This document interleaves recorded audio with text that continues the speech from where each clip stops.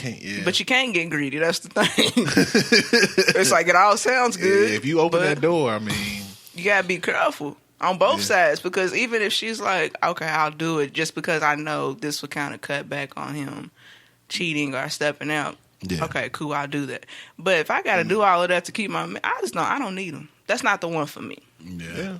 I can't. I mean, it's only can go so far. You know what I mean? Yeah. I mean, that's before you like losing your morals and your values, and it's like for what? Yeah, it's a crazy situation. What's to have? Just say I have somebody. That doesn't make sense to me.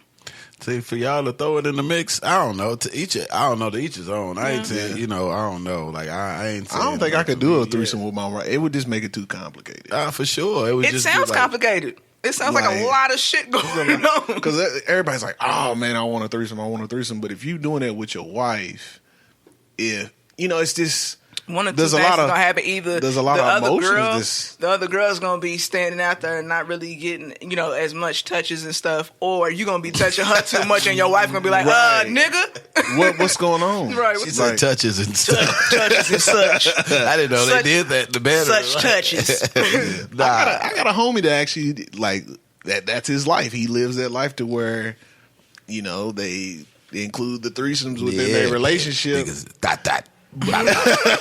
it, like to the outside looking in, it like looks like a great situation, but he was just like, man, there's a lot of elements that are a part of it that people don't really examine. You know what I'm saying?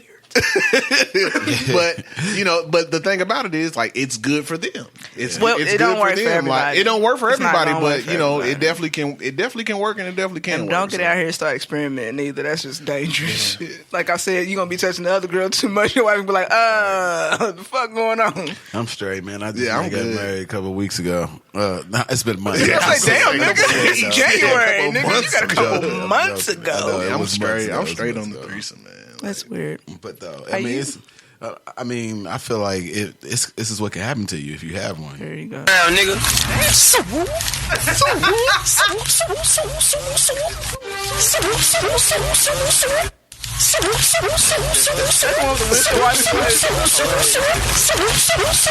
Oh no, I try to find the Soulja Boy joint. I think got homies here. We think we got Dusty Lee here. Another name that I want to find out. How about that Donald Glover, bro? That bad man. He won a Golden Globe for Atlanta. That was powerful to win that award. Golden Globes was actually good this year. Actually, we had Tracy Ellis Ross won for Blackish. That hasn't happened since Debbie Allen in Fame, and that was 1983. Damn. Yeah, it's been that long. Major. Damn. That long. And Meryl Streep did a dope ass speech. Yeah, she had a dope speech. You want to check it out? Hold on.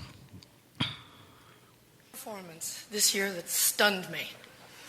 It sank its hooks in my heart. Not because it was good. There was nothing good about it. It was that moment when the person asking to sit in the most respected seat in our 3, 2, 1 country podcast imitated a disabled reporter. Someone he outranked in privilege, power, and the capacity to fight back. When the powerful use their position to bully others, we all lose. Just like That's that. it. And here comes Twitter fingers, Donald Trump. And particularly the song Bad and Bougie. Oh, yeah, cool. Migos. Like, no, it's okay. Like I said, they're not here, so it's fine. I won't tell them. What? I'm saying it right now. This is the year of the Migos. No, this is the year of Quavo. I think Quavo about to break out. Yeah, Quavo been having a lot of singles by himself. That's what I'm saying. He's Beyonce, bro. He's the Beyonce, man. Yeah, he is. I mean, I never. It's funny because, like, I've been a fan of Migos, like a slight fan, kind of outside looking in. Cool. But in the last 2 weeks, it was over the weekend. They got a song called Casting Call, and I listened to that. I watched that video 4 times in a row, and I was just examining. I was like, dog, like, they are in their pocket, dude. Like, they know how to make hit songs. Like, it is they like that song where I literally was just like, damn, these dudes, like, they know how to make a fucking hit record. Like, bro, you not that, lying. dog. It's Migos, bro. Yeah, They cool. Raindrops. Top. Looking at your bitch, and that's you like it's number one on the Hot 100. You just say they just cool though. Why do you feel like that's just cool? That's just how I feel about them. I ain't gonna sit here and like fan out. And you gonna fan out? Yeah, but you don't think like people even. I wouldn't take off work. Flows like I wouldn't take off. They work got their own flow, their own sound. You know what I'm saying? Like they. And that's fine. But I'm not like a huge fan of theirs. But this week, where I recognize their greatness. Yeah, like they dope. Yeah. I'm not taking nothing away from them. Like their star quality, they have what it takes to. They know how to make a record. Yeah, they know how to make a hit record now. But I ain't about to sit here and act like they just like the first thing I cut on the car. Right, like no, that's what it is. But hold on. I guess wait a minute. Just now walked into the building, man. What it do? The homie Dusty Leigh just walked into the building. Can we get a mic check 1 2? Make sure that mic check 1 2. We mic good? check 1 2. Pull it over. There you go. Headphones right? Feeling good? You can hear yourself? Right. Yeah. Appreciate you. I know it is, bro. You came in with the short sleeve, though. Where your coat at, boy? Don't catch pneumonia, boy. Right. It is grandmama. It's a little warm. It is supposed to be 70 on Thursday, though. So. Man, when I walked out this morning, it was straight. And then sunset, boy. Oh, the sunset. Everything went downhill. That's usually how it goes. That's what's up. I just want to let you know. Look, it was a droppage going on right there. I just want to let you know you're our first guest, man, for 2017. Yes. Round of applause one time. Yeah. Our first show, episode number 47, right here on the 321 podcast. Man, I had to reach out to the homie Dusty Leigh. He's been grinding for at least probably more than 5 years straight. Actually, whatever else. It's been about 4. 4? Yeah. And time to man. I had to because it's what it felt like. Like as soon as I met him, I'm like, damn, dude, this is going extra hard. It just goes. It's a hustle, dude. It's every day. What you doing? Get you some water. Yeah, I had to get some water. I don't think that cherry honey with the Dr. I guess that's a horrible mix right there. Cherry honey, Dr. Pepper with the fire. No, that ain't it. Wasn't it? It's not the move.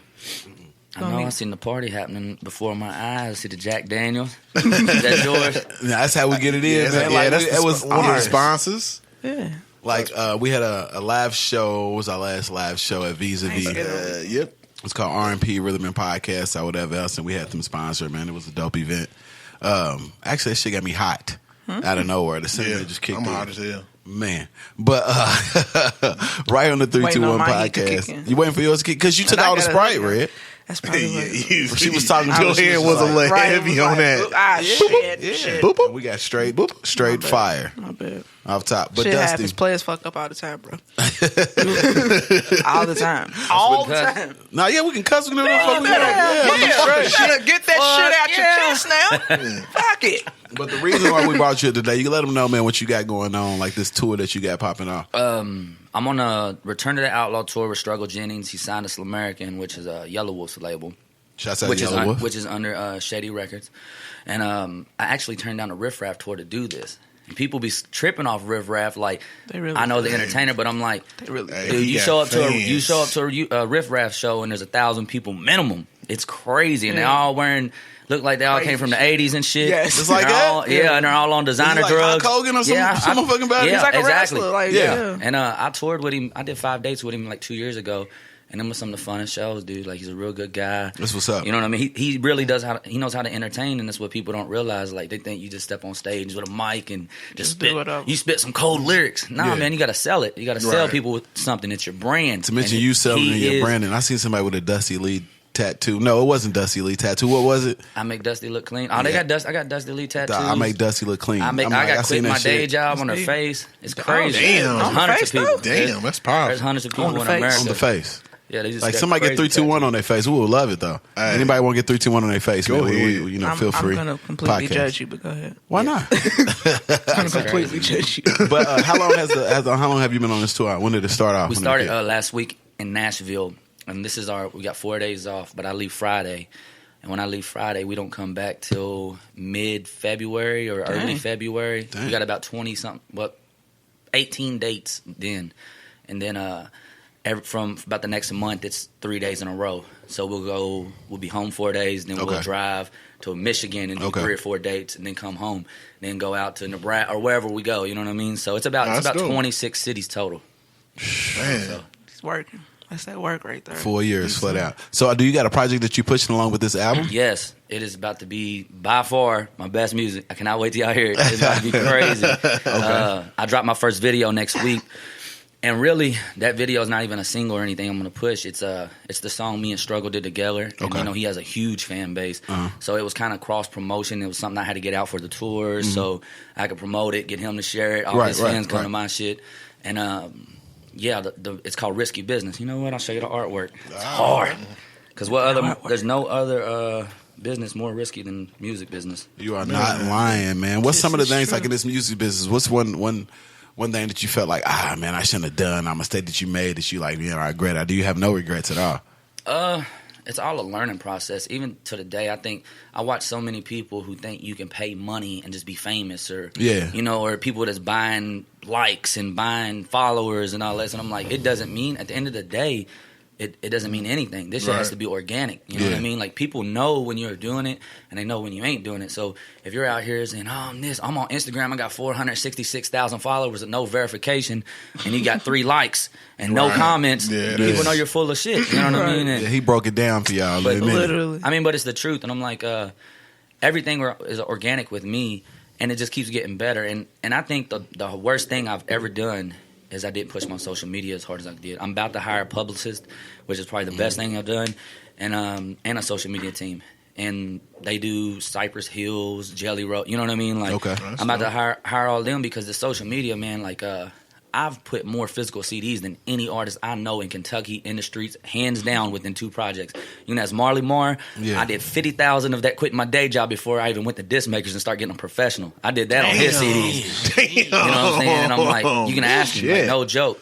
I did, like, I'm not even exaggerating, at least 30,000. You know what I mean? And then I went straight to disc makers when I got them legit, because I was giving them away free. Right. So I did at least 25,000 with disc makers of that first mixtape I ever dropped. And then when my new album came out, I did 50,000 of what made you want to do? What made you want to do that big of a run? Did you feel like the content was the key, like having more units was the key at that point? Yeah, I mean, it's a business card. Right. You know what I mean? Like, that's an artist business card. Like, the thing is some people are just assholes. You know, you can hand it to somebody and they won't even give it a shot and they'll throw it down, but it ain't even about those people. It's about the people that kept it and give it a listen. Because if you got quality work and you take pride in your work and you know you got some good music, then they're going to contact you. And they're going to be, God, Leigh, man, I got this seat. I met this motherfucker at Thornton's. Man, this motherfucker was killed. Well, I ain't never been outside of gas stations, but you usually got, like, I don't encourage anybody to do it at gas stations and stuff like that, because you got to know where your market is. Like, if you do fucking country, you go to country concerts. If you do rap, like, I break it down like this. Find 5 artists who follow you have the same type fans you feel like as them, and then go to their shows, follow their tours. Even if you ain't on stage, you don't have to be on stage. If they're there and they like that type of music, you're like, man, I promise you, it's similar to that, or you're going to like it, I promise. And you know what I mean? Give it a shot, yeah. I tell you, the worst tour I ever followed was the fucking Macklemore tour. And, you know, all his music is about helping people and the gays and everybody being equal. Man, his fans are the most bougie motherfuckers in the world. Oh, my gosh. I drove 18 hours. I was at a show, and I told my homie, I said, man, let's just follow Macklemore's tour for a few days and give out promo. They was like, fuck it, let's do it. We drove 18 hours straight.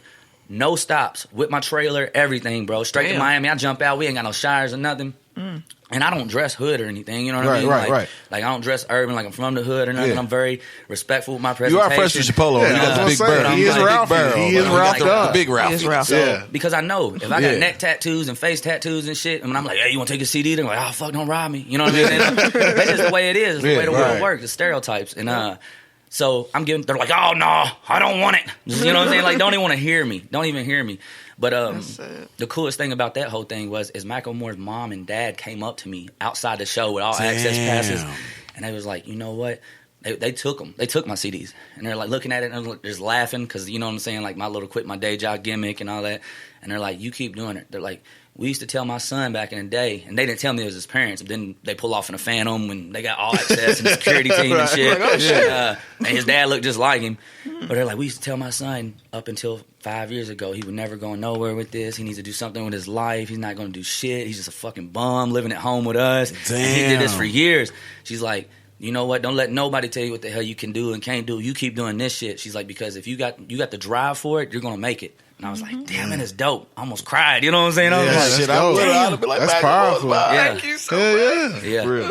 So but that's those words that you need to keep you going so when you want to quit. Yeah. Well, you're gonna find good shit about everything. Like if you're just a negative person, you're gonna be negative about shit. Right. Like, out of that whole experience, me meeting so many people that were just assholes, which some people did, and I made some fans there. Yeah. But it wasn't the turnout that I would have had at a Tech 9 or a Logic, because just those people are usually your How do you lower feel about the Tech people. 9 and I like Logic, man. Yeah, Logic's cold. Yeah, he's Logic's cold. super dope. Yeah.